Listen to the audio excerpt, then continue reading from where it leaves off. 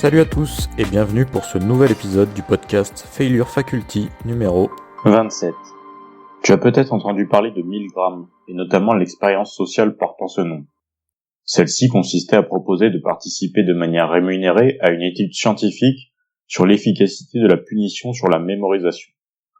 Le participant est d'abord accueilli par un tirage au sort truqué qui feint de déterminer si on aura le rôle de l'élève ou de l'enseignant.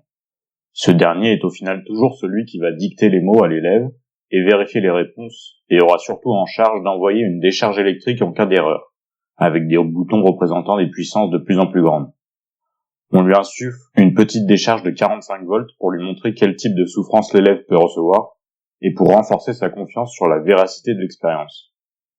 L'enseignant est accompagné par un expérimentateur en blouse blanche qui représente l'autorité officielle. Le comédien, qui représente l'élève, sera placé dans une pièce distincte, séparée par une fine cloison, et attaché sur une chaise électrique, du moins en apparence. L'enseignant cobaye est installé devant un pupitre muni d'une rangée de manettes et reçoit la mission de faire mémoriser à l'élève des listes de mots. À chaque erreur, l'enseignant doit enclencher une manette qui, croit-il, envoie un choc électrique de tension croissante à l'apprenant. Le sujet est prié d'annoncer à haute voix la tension correspondante avant de l'appliquer. Naturellement, les chocs électriques sont fictifs.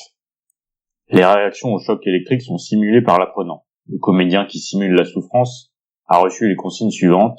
À partir de 75 volts, il gémit. À 120, il se plaint à l'expérimentateur qu'il souffre. À 135, il hurle. À 150, il supplie d'être libéré. À 270, il lance un cri violent. À 300 volts, il annonce qu'il ne répondra plus. Lorsque l'apprenant ne répond plus, l'expérimentateur, en blouse blanche, indique qu'une absence de réponse est considérée comme une erreur. L'expérimentateur est chargé de rassurer les cobayes en leur affirmant qu'ils ne sont pas tenus pour responsables des conséquences. Si un sujet hésite, l'expérimentateur a pour consigne de lui demander d'agir avec des phrases comme « Veuillez continuer s'il vous plaît ». L'expérience exige que vous continuez. Vous n'avez pas le choix, vous devez continuer. Si le sujet souhaite toujours s'arrêter après ces 4 interventions, l'expérience est interrompue. Sinon, elle prend fin quand le sujet a administré 3 décharges maximales de 450 volts à l'aide des manettes intitulées XXX, situées après celles mentionnant « Attention, choc dangereux ». Malgré une manifestation et des questionnements qui se font en général au moment des 150 volts où le comédien supplie, la plupart des sujets continuent et s'arrêtent en moyenne à 360 volts. Un autre exemple plus au goût du jour, et surtout plus commun, est celui de l'effet de témoin, aussi appelé effet spectateur, qui est un phénomène psychosocial des situations d'urgence dans lesquelles le comportement d'aide d'un sujet est inhibé par la simple présence d'autres personnes sur les lieux. La probabilité de secourir une personne en détresse est alors plus élevée lorsque l'intervenant se trouve seul que lorsqu'il se trouve en présence d'une ou plusieurs autres personnes.